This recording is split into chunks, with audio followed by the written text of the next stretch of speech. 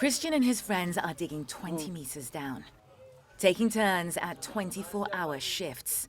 There's no light and little oxygen, but what they bring up is precious. This is the start of a supply chain leading all the way from this makeshift mine to your luxury battery-powered car. The sacks are full of cobalt ore, a crucial component in lithium-ion batteries, set to power the coming green energy revolution. But at what cost? There is growing evidence that the cobalt supply chain uses child labor. Companies say they're working hard to verify the source of all their hand-mined, artisanal cobalt, but that it's a difficult task. We're here to follow the supply chain and see if we can do it for them.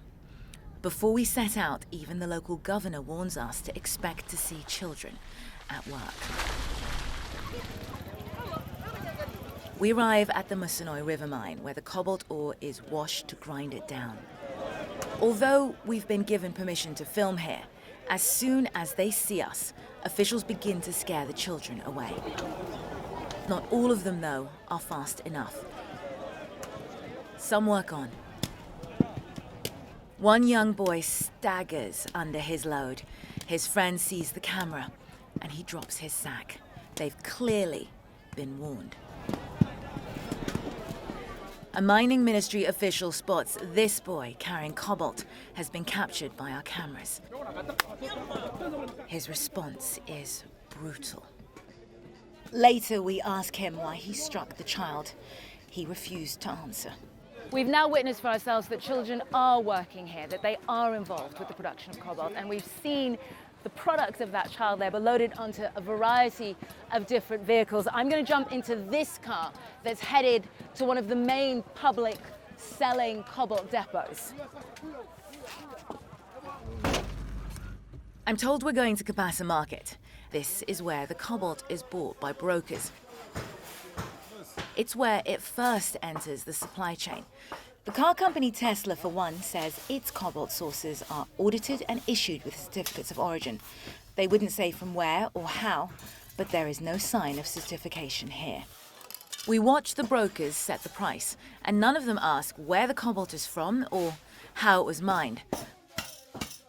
Artisanal mining output tripled, and the fear is even more children are being pressed into labor. Why? Because cobalt is skyrocketing in price. Supplying your green electric car comes at a cost. We have permission to film here, but local mining officials once more try to stop us. Our producer captures the scene on a hidden camera. The government says it's working to combat child labor, but the same mining ministry officials tasked with enforcing an ethical supply chain have been the ones attempting to block our investigations. A police officer arrives and we're told we need to leave for our own safety. We do.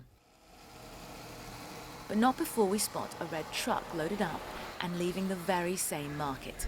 It matches the distinctive red of the trucks used by one of the main international cobalt supply firms, China's Congo Dongfang Mining, CDM. We decide to follow it. We can't afford to lose him because where he delivers that cobalt load, that is the link between the children that you saw down there on the riverfront and the global markets. As the truck pulls into its final destination, guards rush out to block our cameras. Stop. Let's go. Okay. We later receive a warning phone call. This facility is under the protection of the Presidential Guard. We're told to stay away. What's going on? That appeared to be a CDM truck, but this isn't a CDM facility. Tax records show it was declared non-operational 3 years ago. Rising smoke and export records show cobalt is still produced here. CDM's parent company, Huayu, tells CNN they did have a relationship with the facility, which ended only last year. They're disturbed enough to launch an investigation into our findings, although they state other companies also use red trucks. CNN visited 3 sites to show how widespread the use of child labor is. At this mine, in spite of our permissions, we eventually had to resort to filming undercover to capture the children. 9 years. We couldn't prove where exactly the dirty cobalt enters the international supply chain, but we witnessed that it does. Mercedes-Benz, Tesla, Fiat Chrysler, among others, say they have a zero-tolerance policy for the use of child labor, but they acknowledge they are unable to fully map their supply chain due to its complex nature. Car makers simply cannot promise consumers their products are 100% child labor free. This is the artisanal mining cooperative called Kasulu. It's run by the main international supplier, CDM. Rows and rows of red trucks like the one we followed await pickup here. Access and entry are controlled to block the presence of children, and certificates of origin, CDM say, are dispensed in controlled circumstances. This is what the big brand names who source their cobalt from Congo believe governs their supply. But this is the exception, not the norm. The cobalt from Kasulu accounts for less than a quarter of the country's artisanal cobalt export.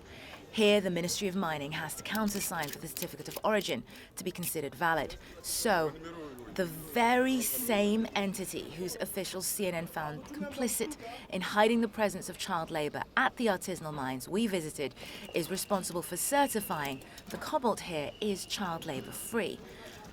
After 10 days in Congo, our contacts advise us to leave for our own safety. But what have we learned? At the main markets, nobody asks where the cobalt for sale is mined or how. We followed a truck to an operation that is pumping dirty cobalt into the international supply chain under the aegis of the Congolese Presidential Guard. We witnessed mining ministry officials harassing children to hide them from our cameras, while others blocked our filming. All employed by the same Congolese authority car makers entrust to issue this certification. But from what we've witnessed, it's clear no manufacturer can fully assure you that your electric car is truly ethical. And as demand for essential cobalt soars, it's children like this little boy who are paying the real price. Nemel Barer, CNN, Kolwezi, the Democratic Republic of Congo.